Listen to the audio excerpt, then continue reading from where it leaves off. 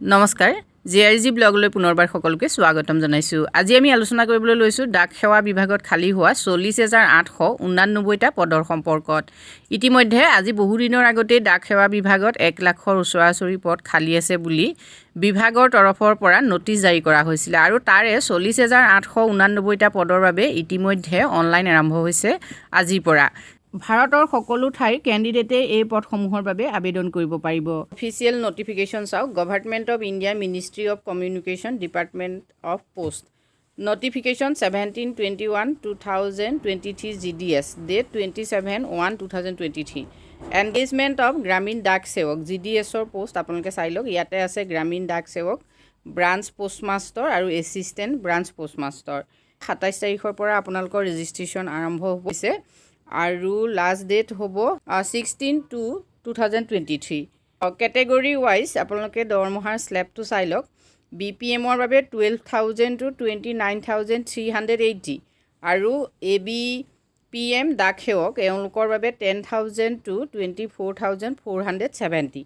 যদি আপোনালোকে এই পদসমূহৰ বাবে আবেদন কৰিব খুজিছে তেতিয়াহ'লে আপোনালোকে www.indiapost.gov.in গৈ আপোনালোকে এপ্লাই কৰিব পাৰিব। এই লিংকটো ডেছক্ৰিপশ্যন বক্সত দি দিম, তাতো গৈ আপোনালোকে এপ্লাই কৰিব পাৰিব। এজ লিমিট আপোনালোকে চাই লওক। মিনিমাম এজ 18 ইয়াৰ্ছ আৰু মেক্সিমাম এজ হ'ল 40 ইয়াৰ্ছ। ইয়াতে এজ ৰিলেক্সেশ্যন থাকিব। Scheduled caste, scheduled tribe, SC মানে ST আৰু STৰ বাবে থাকিব 5 ইয়াৰ্ছ। আদাৰ বেকৱাৰ্ড ক্লাছেছ OBCৰ বাবে থাকিব 3 ইয়াৰ্ছ। ইকনমিকেলি উইকাৰ ছেকশ্যনৰ বাবে কোনো ৰিলেক্সেশ্যন নাই আৰু PWD অৰ্থাৎ পাৰ্চনছ উইথ ডিজেবিলিটিছৰ বাবে 10 ইয়াৰ্ছ থাকিব। Person with disabilities PWD OBC কেণ্ডিডেটৰ বাবে থাকিব 13 ইয়াৰ্ছ আৰু person with disabilities PWD SC ST কেণ্ডিডেটৰ বাবে থাকিব 15 ইয়াৰ্ছ। এডুকেশ্যন কোৱালিফিকেশ্যন চাওক। এডুকেশ্যন কোৱালিফিকেশ্যন দিছে secondary school examination pass certificate of 10th standard having passed in mathematics and English having been studied as compulsory or elective subject. অৰ্থাৎ আপোনালোকে matric pass হ'লে এই পদসমূহৰ বাবে আবেদন কৰিব পাৰিব। Mathematics and English compulsory subject হিচাপে থাকিব লাগিব। আদাৰ কোৱালিফিকেশ্যনটো চাই লওক।